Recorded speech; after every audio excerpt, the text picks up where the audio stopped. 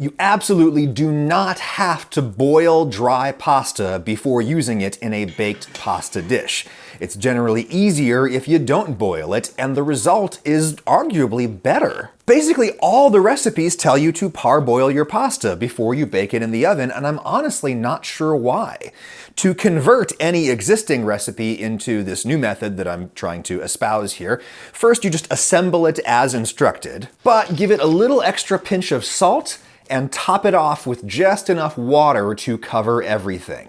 Then bake as normal, maybe a few extra minutes if it seems like it needs it, and that's all. That's dinner. The perfect, easy family meal. A little extra salt, just cover everything with water, bake as usual. That is the conclusion from the experiments that I have been doing. I'm going to show you some of those experiments now, along with some other things that I've learned along the way. First, we need a model recipe, and my girl Chrissy has a great one. A lot of olive oil into my Chrissy Teigen pan. Maybe one day she'll know that I exist. Chrissy says to cut up a couple of eggplant into big cubes and then fry them for a long time until they go soft and kind of mahogany brown. It takes like 20 minutes and you gotta stir almost constantly or they stick and burn. But at the end, you have this substance that tastes amazingly like meat in a pasta sauce. Season with salt, pepper, and chili flakes, set aside, and for my first test I will boil some thick penne as instructed. Half a pound exactly so that I can keep my experiment consistent. Boil until a little less than al dente, then drain.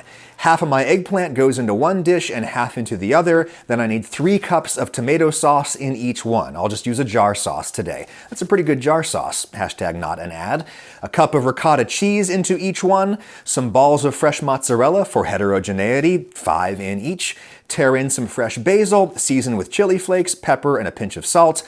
Then for my experiment, I'm going to stir one of these up to homogenize it and divide that in half by weight. Into the remaining half batch, I will stir the boiled and drained pasta, and that's done. That's Chrissy Teigen's recipe with 0 alterations. It's ready for the oven. Into each of these quarter batches, I will deposit a 1/4 pound of raw, dry pasta. And this one I will stir up and call done. That's Chrissy's recipe, except I didn't boil the pasta first, that's all. Into this quarter batch, I will add just enough water to make sure that everything is submerged and stir. The last thing I'll add is just a little bit of extra salt. Remember that when you boil pasta the traditional way, you do it in salted water, and the pasta ends up absorbing some of that salt for flavor. We have not parboiled this pasta, so we're going to need to compensate by putting in a little extra salt. In fact, it's the same amount of salt total in the dish, approximately. One way to test is to taste that watered down sauce. It should taste a little too salty on its own because the pasta is going to steal some salt from it in the baking process. Chrissy says to bake an hour, and so we'll bake for an hour. I'll show you what they look like after a half hour.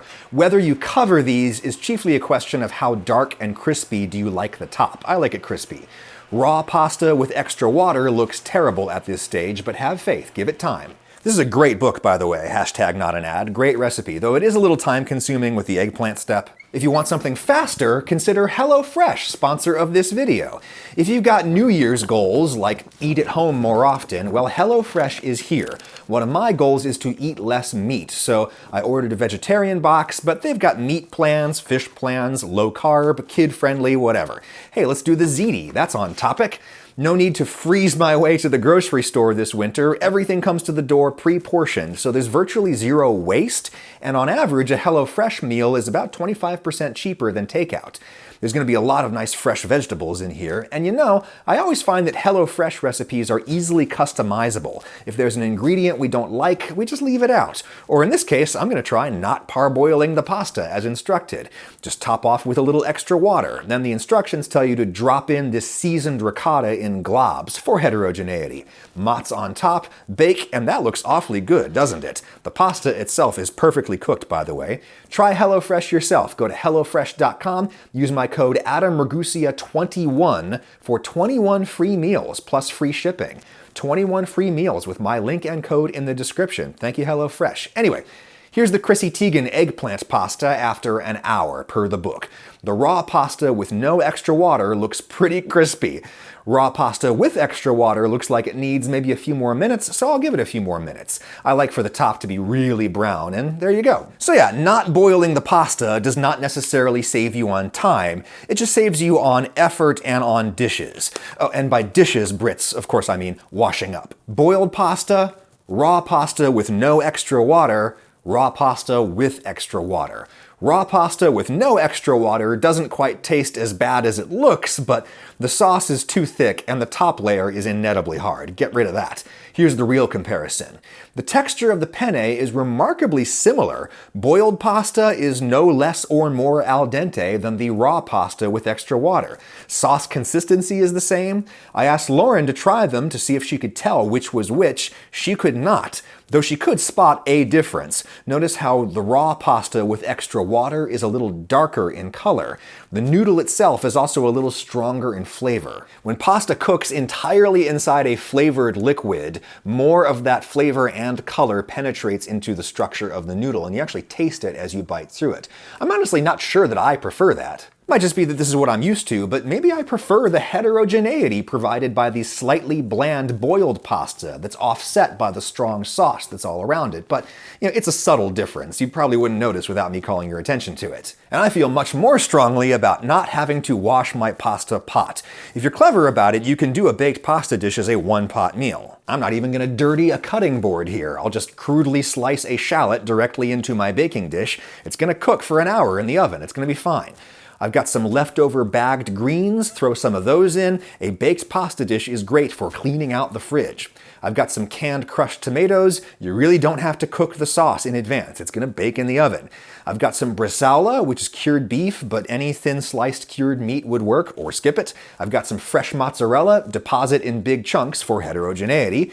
Pepper, chili flakes, maybe some shaky cheese, garlic powder, and a little more salt than I would normally use, because remember, my raw pasta is going to steal some salt.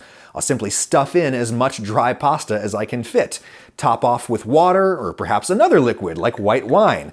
I'd better cut that with at least some water, just enough to cover everything. Bake for about an hour, and toward the end, I could put some more mozzarella on top to get a nice melty effect. When the dish seems solid, it's done. The flavor of that actually has a nice freshness that I think I prefer to a dish made with pre-cooked sauce and veggies. Really nice and stupid easy. Now, I know that some of you are comforted by rules and strict measurements, and you might not be really comfortable just eyeballing the amount of water that needs to go in. Well, let's find out exactly how much water dry pasta needs to get soft. I'm boiling exactly half a pound of dry pasta in exactly 1 kilo of water. Sorry for mixing my measurement systems, but hey, that's America. The pasta is now al dente. I'll thoroughly drain it before dumping it into a bowl to weigh it. And 227 grams of dry pasta now weighs about 500 grams. I've done this test many times before, and it's pretty consistent. Really, any kind of dry pasta will absorb at least its own weight in water. But let's weigh the water that we have left over. Remember, I started with 1,000 grams of water. 275 grams of that is now inside the pasta, and we've got 450 grams left. What happened to the other 275 grams of water? It evaporated in the cooking process, and that would happen in a baked pasta dish as well, especially if you don't cover it with a lid. So, if you want a formula, just put your dry pasta into the dish and then add roughly twice its own weight in water to account for both absorption and evaporation. But me, I'm just gonna eyeball it. Here's one more one-pan dish, or at least it can be one pan if you have a flame-proof casserole.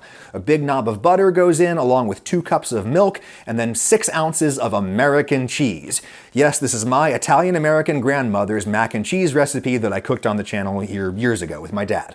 Just stir to gently melt that cheese in. American cheese is bound with emulsifying salts, and there's enough of it in there to emulsify this whole sauce without needing a butter and flour roux, and a roux makes mac and cheese taste kind of gritty. You could do this same recipe with real cheese instead and just drop in like a teaspoon of sodium citrate, which you can buy off the internet. Totally smooth and emulsified. Season with pepper. I like some garlic powder and a pinch of salt. Skip that salt if you use sodium citrate because that's half sodium. Grandma parboiled the pasta. I don't bother anymore. half a pound in there, and I'm not adding any extra milk or water. I always thought the sauce was a little too much anyway, but you could add an extra cup of milk or hold back some of the pasta. This you definitely need to cover for the first phase of baking, otherwise the cheese on top will burn.